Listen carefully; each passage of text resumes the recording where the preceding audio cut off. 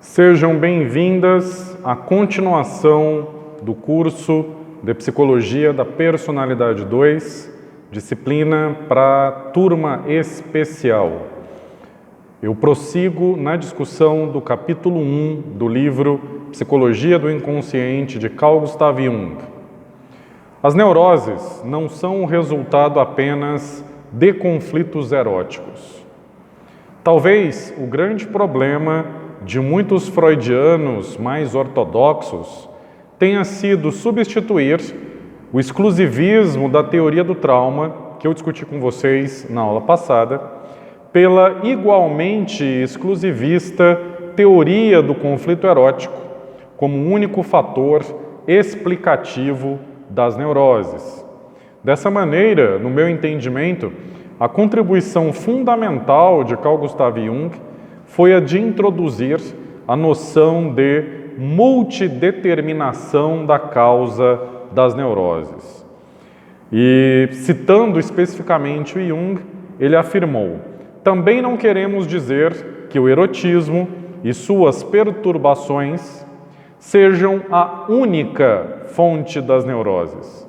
As perturbações do amor podem ser de natureza secundária e provocadas por causas mais profundas. Existem ainda outras possibilidades de nos tornarmos neuróticos.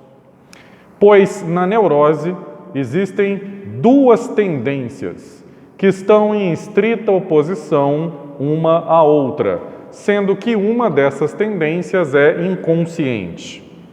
O conflito gerador da doença, embora não deixe de ser um fator de ordem pessoal, também é um conflito gerador também é um conflito da humanidade inteira. Não é algo que diz respeito apenas a um único indivíduo. É um conflito que os seres humanos vivenciam por conta da natureza humana. Basicamente porque se trata do desacordo consigo mesmo.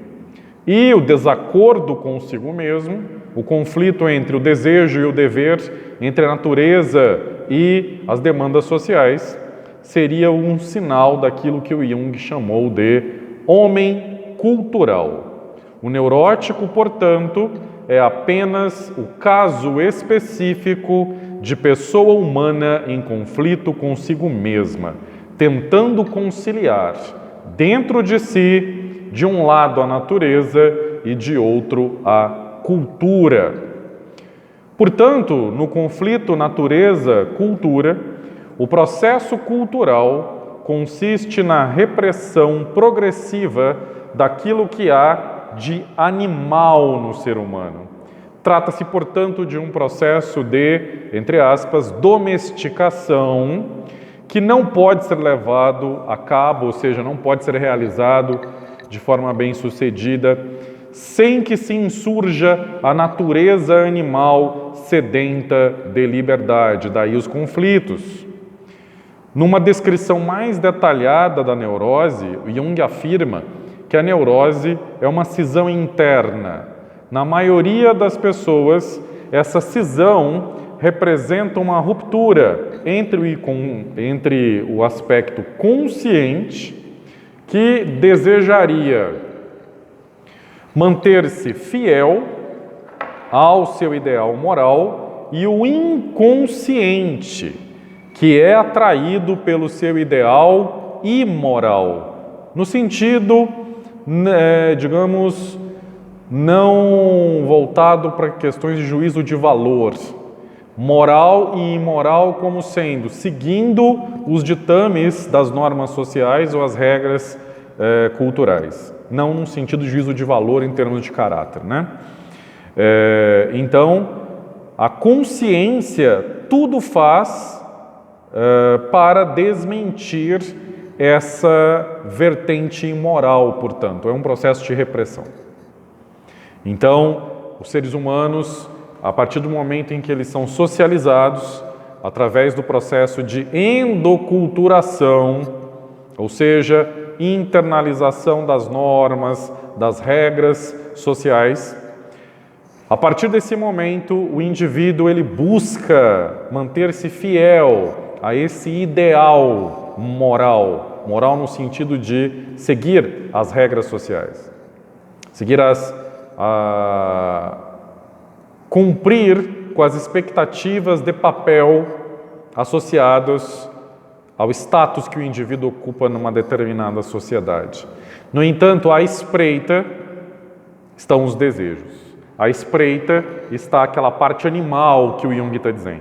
Então, curiosamente, quanto mais repressora é uma sociedade e, portanto, quanto mais o próprio indivíduo busca reprimir esse lado animal, sem integrá-lo de forma apropriada à sua personalidade, maior é a possibilidade de que, quando surgirem as condições, esse lado animal se insurja e acabe possuindo o indivíduo. É o exemplo da Primeira Guerra Mundial que o Jung cita no início do livro. É o exemplo de pessoas que se deixam levar totalmente por desejos inconfessáveis. Mais para frente eu vou discutir com vocês o conceito de possessão pela sombra. A sombra entendida não como uma parte indesejável da personalidade, como uma parte negativa, ruim, não é nada disso. A sombra nada mais é do que aquele componente da nossa personalidade que representa esses aspectos imorais, representa esse lado animal, entre aspas. Animal no sentido de que o animal não tem moral. O animal é amoral, digamos assim, né? Mas depois eu vou falar com mais detalhes sobre o conceito de sombra, depois que terminarmos essa parte introdutória do livro. Portanto, esse tipo de pessoa, ou seja, esse tipo de pessoa que tenta se manter fiel ao seu ideal moral, mas que inconscientemente é fortemente atraído pelo seu ideal imoral, é justamente o tipo de pessoa que gostaria de ser mais decente do que no fundo é. No entanto, o conflito pode dar-se no sentido inverso. Há pessoas aparentemente muito indecorosas, que gostam de chocar, pessoas que aparentam ser extremamente devassas, extremamente desprovidas de convenções. Contudo, no fundo, isso não passa de uma atitude de tentar chocar, como eu disse anteriormente. É uma forma de as pessoas tentarem se esconder de determinados aspectos da sua psique que atraem essa pessoa para algo mais transcendente, que buscam afastar essa pessoa apenas desse excesso de materialismo, desse excesso de hedonismo, e que atraem a pessoa para algo mais transcendente. No entanto, a pessoa acaba rejeitando isso de forma consciente e conscientemente busca se comportar de maneira devassa, de maneira indecorosa. Contudo, inconscientemente, trata-se de uma pessoa que busca a transcendência. E dessa forma, nesse tipo de pessoa, o lado moral é que está no fundo, como diz o Jung, está no inconsciente. Da mesma forma que a natureza imoral estaria no caso do homem que deseja conscientemente ser excessivamente imoral. Por isso, sempre que possível, os extremos devem ser evitados, porque eles acabam provocando a suspeita do contrário. Essa advertência de Jung é muito importante na prática clínica. Todas as vezes que vocês observarem que os seus pacientes têm uma postura ou uma atitude muito extremada, há que se duvidar da adesão dessa pessoa a esse tipo de postura, a esse tipo de atitude extrema. De forma geral, as pessoas extremistas não acreditam muito sinceramente naquilo que elas propalam defender. As pessoas muito extremistas acabam fazendo muito ruído e repetindo muitas vezes aquilo que elas supostamente acreditam numa forma de se autoconvencer. Pessoas que estão cientes das suas convicções não precisam demonstrar isso a todo instante. Então, o Jung nos traz essa advertência importante. E aí, temos uma questão relevante, uma questão técnica relevante. Qual seria o caminho mais seguro para se chegar ao conhecimento daquilo que ocorre no inconsciente do paciente? A resposta para isso é, sem dúvida nenhuma, a análise dos sonhos, a interpretação dos sonhos. Os sonhos são a via régia para o inconsciente. Freud já havia descrito isso e Jung corrobora essa técnica freudiana no seu próprio trabalho. Evidentemente que a forma de interpretação de sonhos freudiana é muito distinta da forma junguiana de interpretação dos sonhos. Eu discutirei essa distinção com vocês no momento oportuno da disciplina. O Jung, no capítulo 1, ele acaba descrevendo um método analítico, que é um método redutivo freudiano. O Jung afirma que o método analítico em geral, e não só a psicanálise freudiana especificamente, consiste principalmente em numerosas análises de sonhos, já que são elas que vão trazendo à tona sucessivamente os conteúdos do inconsciente no decorrer do tratamento, expondo-os à força purificadora da luz do dia, uma metáfora para uma análise racional, em uma interpretação mais objetiva. Do ponto de vista freudiano, a razão deve prevalecer na interpretação de um sonho. No modelo junguiano temos uma visão distinta. O Jung não considera que essa análise objetiva, racional, que Freud propunha, fosse a forma mais apropriada de se interpretar um sonho. E ele prossegue comentando que o início do tratamento não pode deixar de ser um suplício para muitas pessoas que têm uma falsa imagem de si mesmas, pois, aplicando o antigo ditado místico que afirma, entre aspas, abre mão do que tens e receberás, terão que renunciar a quase todas as suas ilusões mais queridas, aquelas ilusões que as pessoas mais acalentam sobre si mesmas, e para que, com o abandono das ilusões, um letting go, fazendo referência à cultura pop contemporânea, você tem que deixar certas coisas irem, partirem, para que você possa realizar o seu autoconhecimento.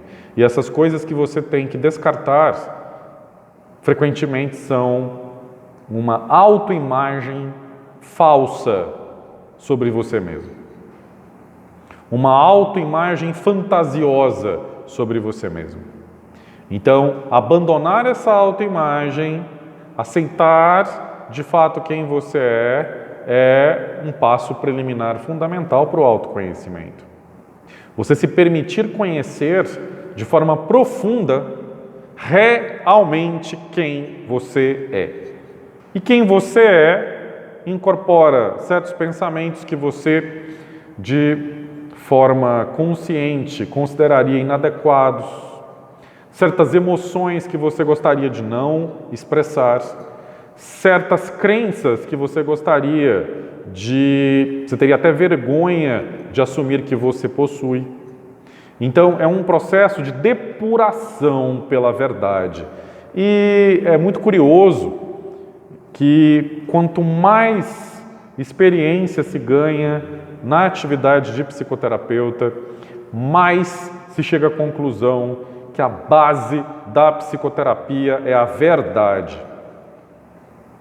Independente de abordagem, é a verdade. Quando o indivíduo se aceita e aceita as verdades que emergem sobre si mesmo, sobre a sua forma de pensar, sobre determinadas interpretações que ele faz de experiências de vida, sobre a visão de mundo que ele possui e, sobretudo, a visão que a pessoa tem sobre ela mesma, mais o processo de autoconhecimento pode avançar e, eventualmente, isso pode levar a um processo transformador de fato da personalidade. Mas tudo começa com a verdade. A verdade é o essencial, sem dúvida nenhuma. E a principal, digamos, concepção que o Jung traz nesse trecho do capítulo 1 é a discussão sobre a primazia da etiologia sexual nas neuroses de acordo com a visão freudiana. Pois, segundo a teoria freudiana, há uma colisão entre a tendência do consciente e o desejo imoral, incompatível, e que, portanto, foi reprimido e está abrigado no inconsciente. Dessa maneira, o desejo inconsciente é infantil, ou melhor, é um desejo que é proveniente do passado infantil que não se adequa mais ao presente, que não permite que a pessoa se adapte à realidade como adulto. Dessa maneira, é o fruto da repressão. E essa repressão ocorre por motivos morais. E nessa visão freudiana, segundo Jung, as neuroses têm, portanto, uma natureza infantil. O neurótico tem a alma de uma criança e suporta mal as restrições arbitrárias, cujo sentido ele não reconhece. Por isso que Freud dizia que ser adulto é, antes de tudo, aceitar as frustrações, aceitar o adiamento da gratificação de desejos e, eventualmente, aceitar a impossibilidade de realização desses desejos. Então, o chamado homem cultural, o ser humano cultural, aquele que vive no meio social, quer reprimir-se por um lado e libertar-se por outro. Daí o conflito, obviamente. E a esse conflito dá-se o nome de neurose. E a partir desse momento no capítulo, Jung começa a descrever de forma bastante sucinta o tratamento analítico. Segundo Freud, o sintoma é uma realização de desejos não reconhecidos que, caso fossem reconhecidos, entrariam em uma violenta oposição às convicções morais que essa pessoa acalenta. Como já foi comentado anteriormente no capítulo, o paciente não pode lidar com esse conflito, nem melhorá-lo, nem aceitá-lo e nem tampouco renunciar a ele, porque, na realidade, os seus movimentos impulsivos nem mais existem, pois foram recalcados, eliminados da hierarquia consciente, transformando-se em complexos autônomos. Por causa disso, através da análise, e só por meio dela, é que serão vencidas essas enormes resistências ao autoconhecimento, e esses impulsos serão devolvidos ao campo da consciência, onde eles poderão ser analisados, dissecados e, eventualmente, ressignificados. Portanto, o objetivo da psicanálise é tornar consciente os instintos animais, mas não como alguns interpretam de forma equivocada, para deixá-los entregues a uma liberdade sem freio, e sim para integrá-los em um todo harmonioso. Nesse ponto, Jung, ele descreve o equívoco de algumas críticas ao tratamento psicanalítico, pois, segundo essas críticas, a psicanálise tornaria o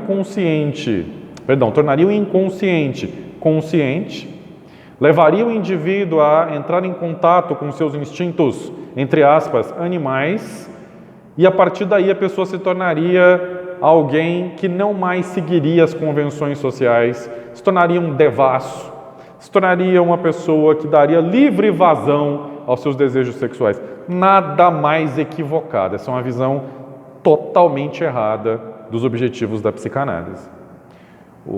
Se vocês lerem a obra de Freud, em vários momentos ele vai descrever que o objetivo da psicanálise é realizar uma educação do adulto, uma vez que por uma série de razões essa educação não ocorreu, ou se ocorreu, ocorreu de forma incompleta durante a formação desse indivíduo na infância.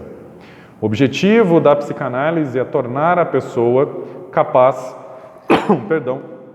capaz de lidar com esses conflitos, de integrar e adaptar os seus desejos ao convívio social, para que o indivíduo tenha autonomia de escolha, para que o indivíduo seja autônomo na vida dele, para que ele não seja,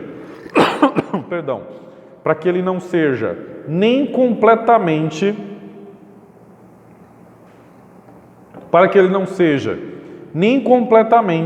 um servo dos ditames sociais, das regras sociais, e nem tampouco um escravo dos seus desejos. Onde ao id deve prevalecer o ego, dizia Freud. Embora ele não dizia ego, ele dizia eu. Então, onde houver o isso, das es, que haja o eu. Ich, em alemão, não é? Como Freud utilizava. Isso significa que o indivíduo deve ser autônomo nas suas escolhas, nas suas decisões. Então, o foco da psicanálise não é fazer as pessoas tomarem boas decisões. A psicanálise não vai fazer um juízo de valor sobre a natureza da escolha, mas sim fazer com que o indivíduo se torne adulto, fazer com que o indivíduo renuncie à natureza infantil, como eu havia comentado anteriormente, né, a natureza infantil das neuroses, e se torne adulto. E ser adulto é suportar as frustrações, é saber adaptar-se às circunstâncias para poder, a partir daí, trabalhar e amar.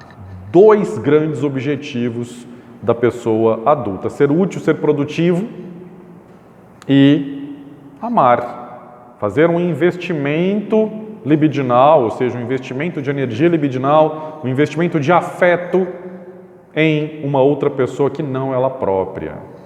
Isso é sinal de maturidade. Certa vez perguntaram ao professor Freud quais eram os dois principais objetivos do ser humano na vida. E ele havia respondido: Lieben und arbeiten. Amar e trabalhar. Amar no sentido de o indivíduo ser capaz de deixar de se ensimesmar, deixar de se preocupar única e exclusivamente com a realização dos próprios desejos e investir a sua energia libidinal em um objeto que não seja ele próprio. Abandonar o narcisismo. O narcisismo é típico da criança. A pessoa adulta, idealmente, não seria uma pessoa narcisista. Isso seria o componente do amor como objetivo da vida adulta. E o segundo objetivo, trabalhar, seria ser produtivo na vida. Fazer algo de relevante em termos de criação, em termos de produção. Isso é ser adulto, né, nessa concepção freudiana. E para que a pessoa possa ser adulta, ela precisa, sem dúvida nenhuma, de autoconhecimento. Ela precisa, sem dúvida nenhuma, renunciar aos aspectos infantis da sua personalidade. E isso passa, segundo Jung, pelo reconhecimento do lado sombrio da personalidade. As pessoas, quando são educadas para enxergarem claramente o lado sombrio de sua própria natureza, aprendem ao mesmo tempo a compreender e amar os seus semelhantes. Pelo menos é o que se espera. Pois uma diminuição da hipocrisia e um aumento do autoconhecimento só podem resultar numa maior consideração para com o próximo. E por que isso aconteceria? Porque somos mais facilmente levados a transferir para os nossos semelhantes a falta de respeito e a violência que praticamos contra nós mesmos, que praticamos contra a nossa própria natureza. Então, se eu sou extremamente cruel comigo mesmo, se eu sou extremamente exigente comigo mesmo, se eu sou extremamente exigente comigo mesmo de um ponto de vista irreal, eu também o serei em relação às demais pessoas.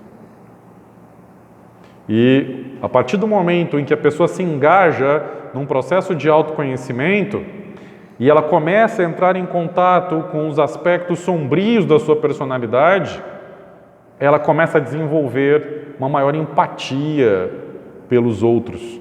Porque se no seu autoconhecimento a pessoa descobre que ela tem pensamentos socialmente inadequados, que ela também é imoral, que ela também tem desejos inconfessáveis, que ela não é tão boa quanto ela achava que ela era, as outras pessoas também são assim. Então, o autoconhecimento leva a uma maior empatia. O autoconhecimento leva a uma menor hipocrisia. Não tem nada mais hipócrita do que as pessoas que o tempo todo ficam sinalizando virtude. A pessoa virtuosa expressa essa condição através de ações virtuosas e não através da cobrança de ações virtuosas pelos outros. Ao invés de fiscalizar se os outros estão se comportando de forma virtuosa, o indivíduo que de fato é virtuoso, ele está fazendo coisas virtuosas. Fiscalizar o outro, julgar o outro, é algo, sem dúvida nenhuma, neurótico. É uma forma de você se afastar do seu autoconhecimento.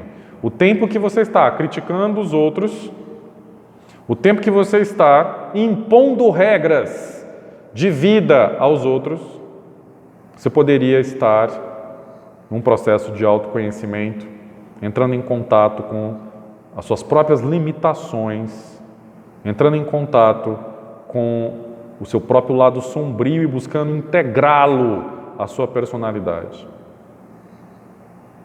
Todavia, Jung faz uma crítica ao pensamento freudiano no capítulo. Ele afirma que a teoria sexual da neurose freudiana fundamenta-se num princípio que de fato é verdadeiro. No entanto, comete o erro da unilateralidade e da exclusividade, além, cito textualmente agora, abre aspas, da imprudência de querer apreender Eros, que nunca se deixa capturar numa grosseira terminologia sexual, fecho aspas.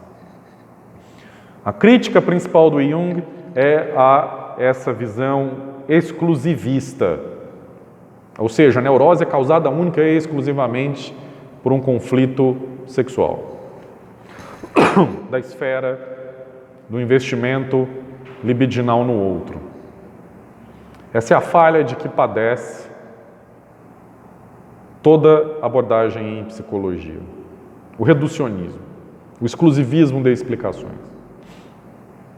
Então, o Jung prossegue dizendo que nesse ponto, Freud é também um dos representantes de sua época materialista, que nutria a esperança de resolver todos os enigmas do mundo num tubo de ensaio.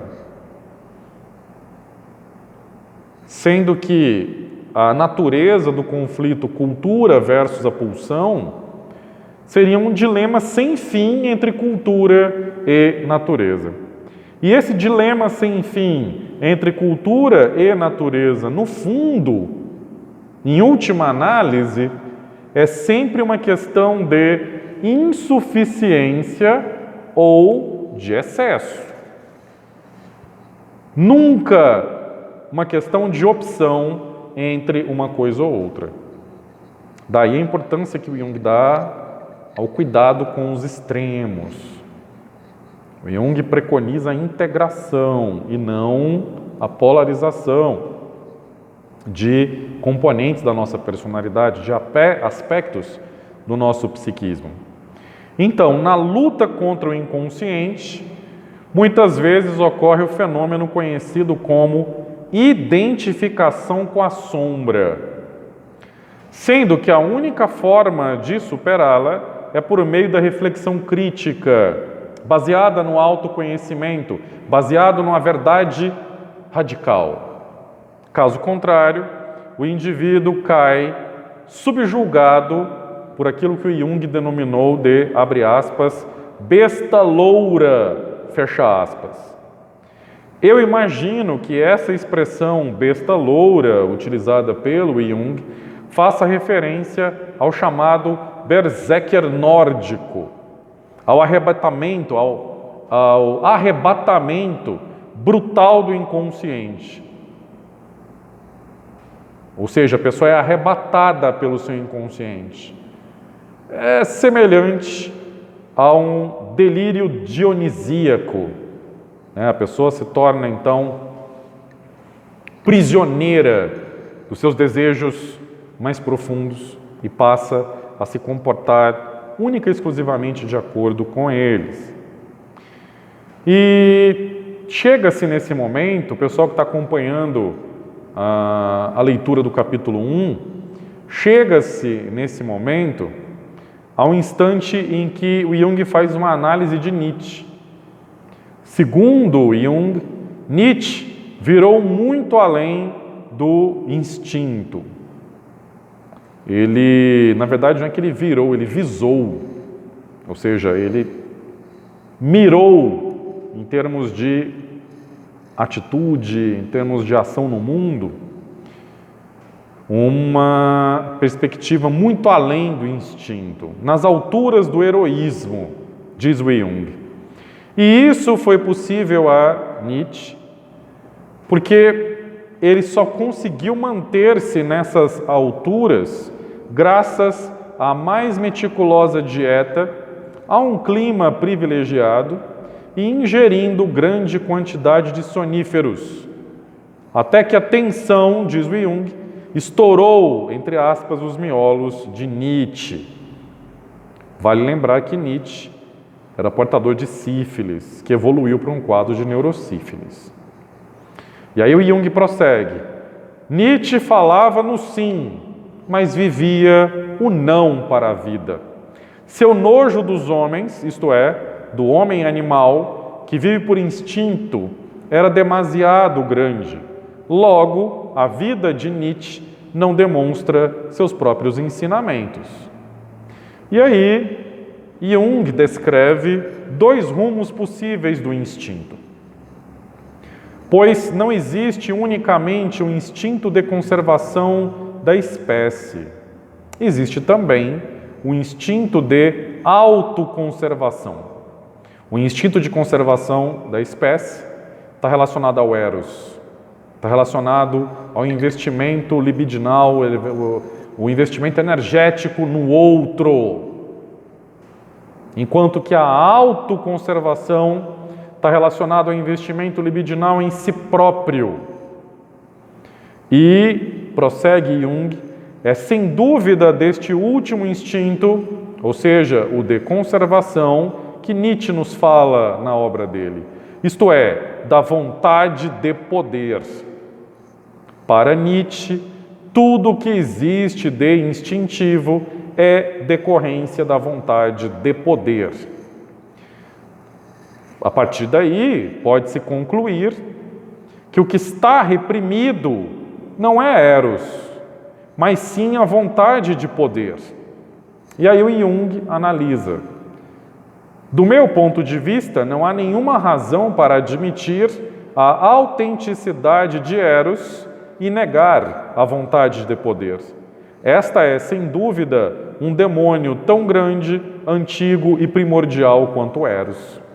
Nesse momento, o Jung, ele identifica o ponto de vista freudiano como sendo o ponto de vista da conservação da espécie, o eros, e ele identifica o ponto de vista de Alfred Adler, da psicologia individual de Adler, como estando relacionado à autoconservação, o instinto de autoconservação, ou seja, a vontade de poder. Jung, portanto, considera, ao contrário, tanto de Freud quanto de Adler, que eram exclusivistas em relação aos seus pontos de vista, Jung considera que ambos os pontos de vista são válidos. Ou seja, existe tanto o instinto de preservação da espécie, o eros, quanto o instinto de autoconservação, a vontade de poder.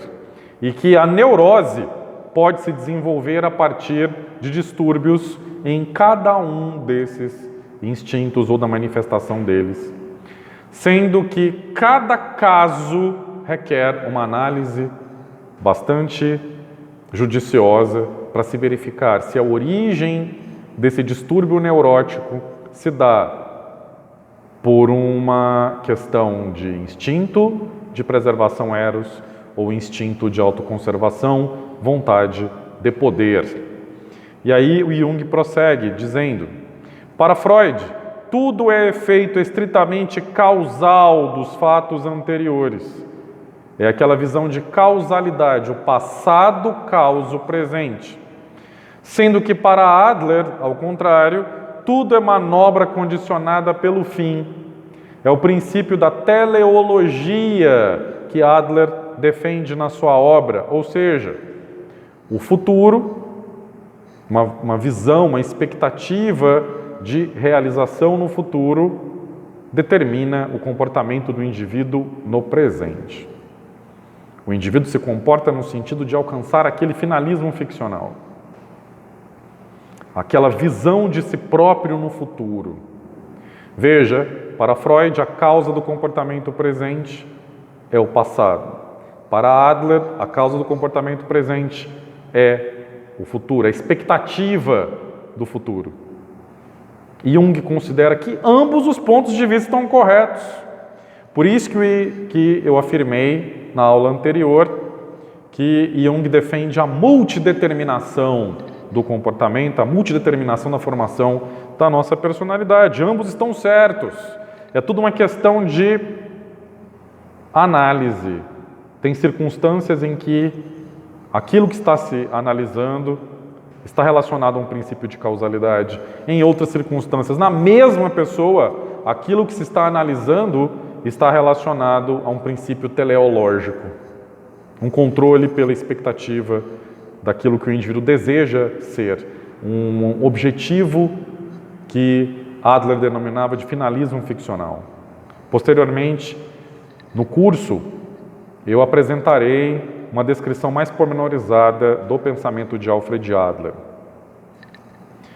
E aí o Jung prossegue. O grande mérito de Adler foi ter provado que a neurose é orientada para um fim. Lembra aquela referência à teleologia, ao finalismo ficcional? Esse fim, naturalmente, reporta-se à vontade de poder, ao instinto de autoconservação. E a relevância tanto do modelo de Freud quanto do modelo de Adler para o entendimento da neurose reside no fato de que, como ambas as teorias são amplamente certas e, ao que parece, pelas evidências, ambas explicam a neurose, é óbvio que a neurose deve ter dois aspectos contraditórios, ou seja, um dos aspectos da neurose é apreendido, pode ser explicado adequadamente pela teoria de Freud. Já o outro aspecto da neurose só pode ser compreendido a partir de uma perspectiva adleriana. Portanto, o Jung passa para uma descrição da relação sujeito-objeto, tal qual Adler e Freud concebiam.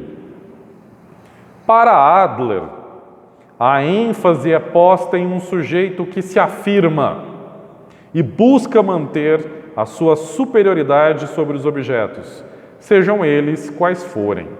Adler afirma que a mola propulsora fundamental do desenvolvimento do indivíduo é o desejo de sair de um estado de se sentir menos para se chegar a um estado de se sentir mais. Portanto, a vontade de poder está em causa nessa circunstância. Já para Freud, ao contrário, a ênfase é posta inteiramente nos objetos, que, conforme as suas características especiais, são proveitosos ou prejudiciais ao desejo de prazer do sujeito. Imagine aquele conceito que vocês estudaram de relação objetal. Não é relação objetal, é uma relação entre um sujeito que deseja e um objeto que é desejado. Entre um sujeito que investe a sua energia libidinal, que investe o seu afeto, que investe o seu interesse em algo, que é o objeto, e esse algo, que é o objeto, que é a pessoa, que é a ideia, que é o alvo desse investimento energético do sujeito. Então, a teoria freudiana, ela enfatiza o sujeito, ou seja, quem deseja. O pensamento de Adler enfatiza o sujeito, ou seja, quem deseja, enfatiza a vontade de poder, enfatiza o indivíduo. Por isso o nome da escola de pensamento de Adler é psicologia individual. Já o pensamento freudiano tem foco naquilo que é desejado, no objeto. Tudo é estudado em termos daquilo que é desejado por um sujeito. O processo analítico consiste em desvendar o que é desejado, como é desejado e o quantum de energia libidinal é investido nesse objeto. Vejam, um objeto pode ser uma ideia, pode ser uma pessoa, pode ser uma coisa. Então, nesse sentido, uma síntese importante sobre o modelo freudiano proposto por Adler, proposto por Jung, a síntese foi proposta por Jung no capítulo que ele escreveu, foi a seguinte: sempre que se deseja um objeto especificamente qualificado ou então se lhe opõe resistência, e isso invariavelmente de acordo com o modelo de relação com os pais adquirido na primeira infância.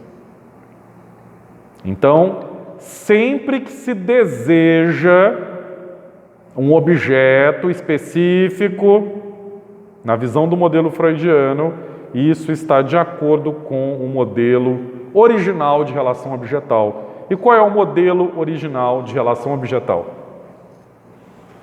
É o relacionamento da criança com os seus cuidadores, ou seja, com os seus pais, seja mãe, seja pai.